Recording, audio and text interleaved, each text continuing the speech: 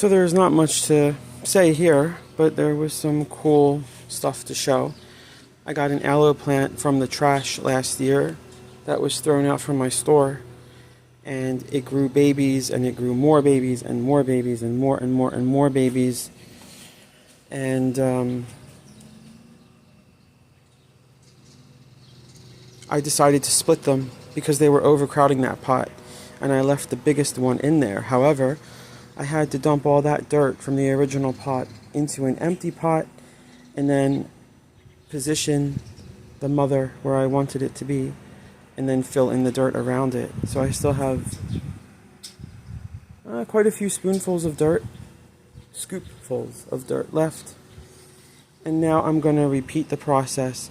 This was all using 1 bag of potting soil. I don't know. I mean, I'm sure ideally you would add more in here, but my thoughts are, while the plants are young, I'm going to use the leaves more prolifically so that they don't grow into huge plants, because it takes up too much space. So maybe I'll try to give some of these away. Oh, it's like 98 degrees out here and very humid. It feels great, but the humidity is like a sweat box. So I'm going to repeat the process.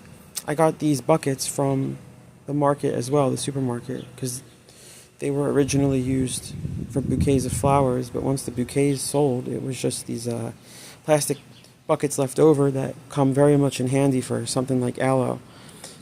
And I stabbed holes into them using a screwdriver so that there's some drainage, which the original pot did not have, but there's actually 2 pots in one, so it drained from the one and just sat in the other one.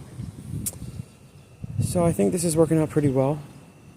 And let's see how they survive the shock of being separated and put into new pots. Some of the pieces broke off. And I just Googled and I realized that this is probably not aloe vera because of the spots. So you probably shouldn't consume it, but you can use it topically. However, I have consumed the gel. I made aloe juice with it and I didn't get sick from it. So I will probably continue doing that. Just using small pieces. Because the stuff from the store is loaded with sugar. Although it does taste good. So I'm going to keep doing this.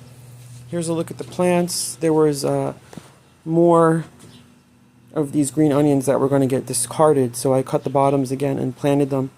You can literally just take all of them together, dig a hole, put them in, and cover them up.